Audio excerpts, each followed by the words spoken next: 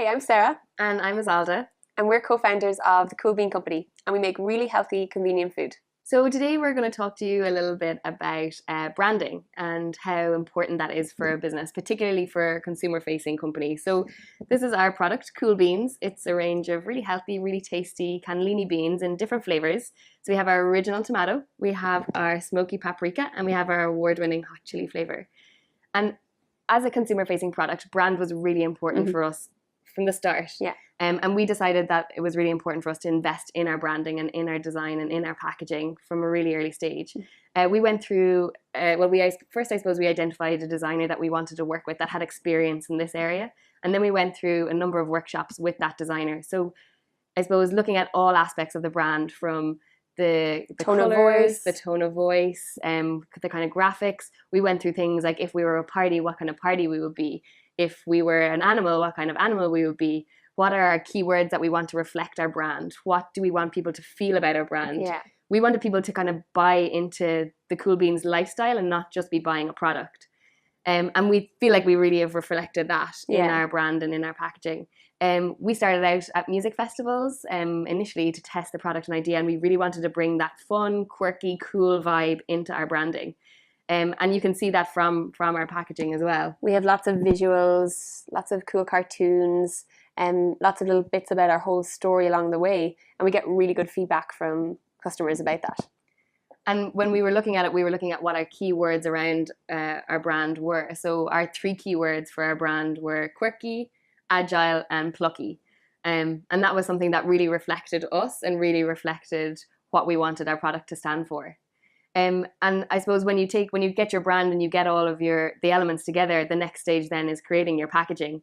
And we initially went for a totally different format than this. We looked at doing a tray with the sleeve, and we thought it was really innovative because we come up with this new design for a box sleeve, and we thought it was great. And we were almost ready to order the packaging, and then we actually realized you need to bring it to your customers. So we brought it to our customers, and they hated it.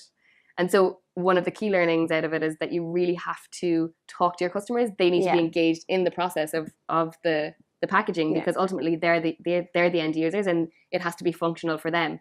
So the feedback we were getting from them is that they wanted it in the pot. So that's why we went with this type of format. And that's been really important. And that was a massive learning that we made, was that you constantly need to be talking to your customers and getting their feedback. And it's something that we've done throughout the whole process. And even now we still talk to our customers. So we've changed our packaging about 3 times since we launched 18 months ago. We've also brought out a smaller pot range, which is this one here. Again, talking to our customers, getting their feedback, getting their insights, and we really cleaned up the branding for this one. Yeah, so just making it easier to understand what the product is, what you do with it, and also in terms of the pot size as well. We were getting feedback that the pot was too big, that it needed to be smaller. So just constantly looking at your brand and looking at your product, and listening to your customers on that.